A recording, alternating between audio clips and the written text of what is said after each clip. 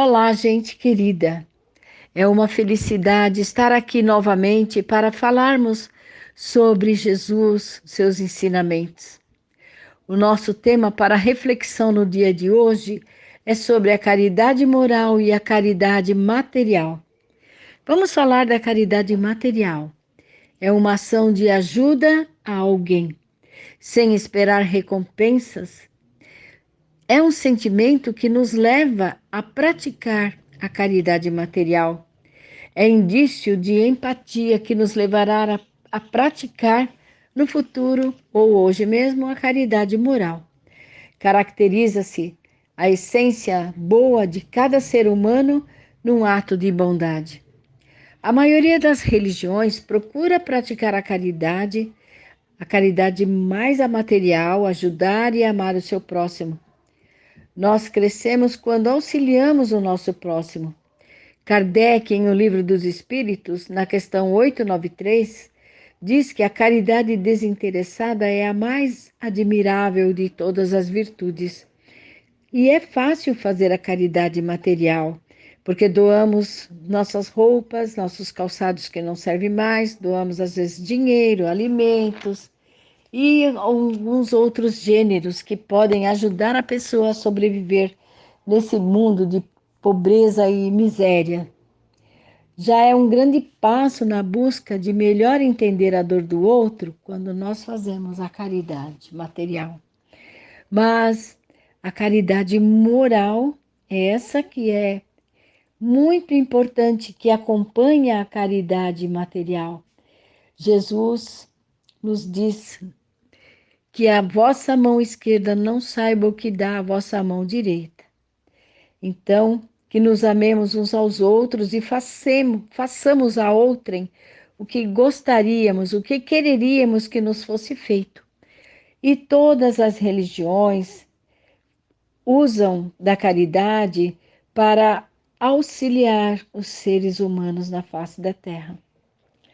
E toda a moral se encontra encerrada nesses dois preceitos, que nos amemos uns aos outros. E que, se fossem seguidos nesse mundo, nós seríamos perfeitos. Nada mais de ódios, de divergências, direi mais ainda, nada mais de pobreza, porque do supérfluo da mesa de cada rico, muitos pobres se alimentariam.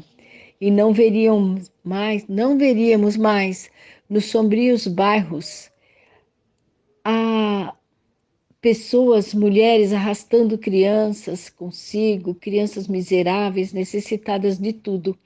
Isso são palavras da irmã Rosália, essa que dita esse capítulo 13, o item 9 no Evangelho segundo o Espiritismo.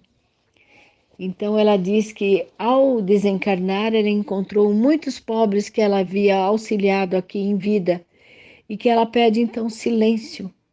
Façais silêncio daquilo que fiz em vida na terra. Então é assim, é importante para nós fazermos a caridade desinteressada, para que mesmo a caridade ela agride as pessoas que são ajudadas. É como se ela sentisse um certo pudor ao ser auxiliada, né? Então nós temos que fazer com muita sutileza para que realmente a nossa mão esquerda não saiba o que faz a nossa mão direita. A caridade moral, então, consiste também em nos suportarmos uns aos outros, e é o que menos fazemos nesse mundo inferior onde estamos encarnados neste momento. E há um grande mérito, crede-me, em saber calar para deixar falar o outro. Se ainda aí está um gênero de caridade, saber ser surdo quando uma palavra de zombaria escapa de uma boca habituada a falar, a escarnecer, né? Não ver o sorriso de desdém que nos acolhe, nos recebe quando entramos em algum ambiente entre as pessoas que frequentemente e erradamente se creem acima dos outros, acima de nós, ou seja, não anotar os erros do outro é caridade moral. É preciso lembrar também, sem cessar, que no pobre rejeitado talvez estejamos afastando, repelindo um alguém que nos foi caro e que se encontra momentaneamente nessa situação, nessa posição inferior à nossa. Porque inferior no sentido de mais bens materiais, menos bens materiais. Porque nenhum de nós é inferior, nenhum de nós é melhor ou maior que o outro. Recordemos de que Jesus disse que somos todos irmãos e devemos pensar sempre nisso antes de repelir um leproso, um doente, um morador de rua, uma pessoa em situação de rua. A caridade, meus amigos, ela se faz de muitas maneiras. Podemos fazer caridade por pensamento, por palavras ou ações. Por pensamento, quando oramos pelos pobres abandonados que morreram sem ter podido mesmo ver a luz, uma prece de coração nos alivia.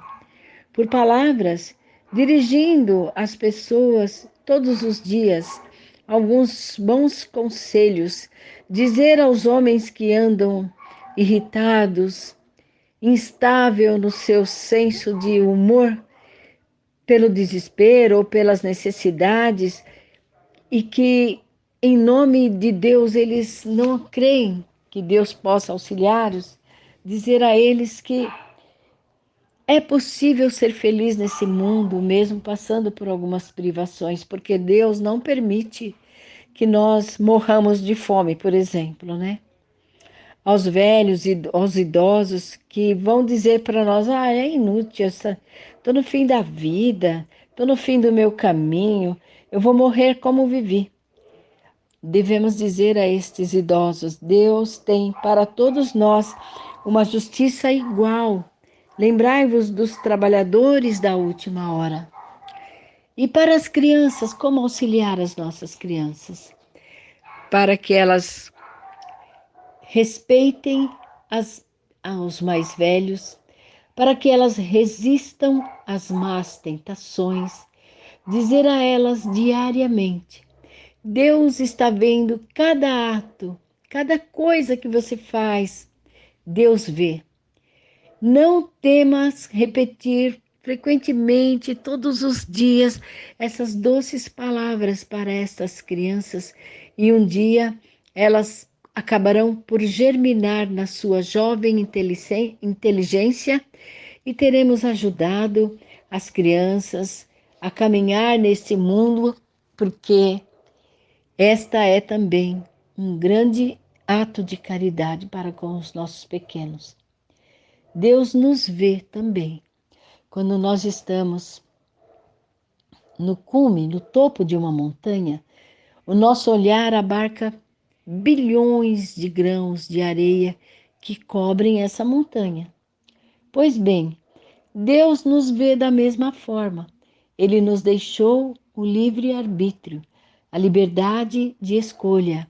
Deus colocou no fundo do nosso coração uma sentinela vigilante que se chama consciência. Escutai a sua consciência e ela vos dará bons conselhos. Portanto, devemos escutar nossa consciência, consultar a nossa consciência e aceitar essa máxima do nosso amado amigo Jesus: amai-vos uns aos outros.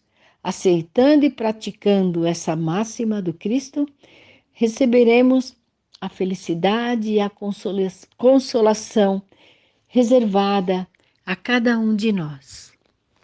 Muito obrigada, que tenhamos muita felicidade e paz em nossos caminhos, que as mãos amorosas do Cristo estejam a nos intuir em cada momento da nossa vida e que a caridade seja a nossa bandeira neste mundo tão árido de boas ações. Muita gente fazendo muita coisa boa, mas ainda existe uma aridez de boas ações. Obrigada, meus amigos. Fiquem na paz de Jesus.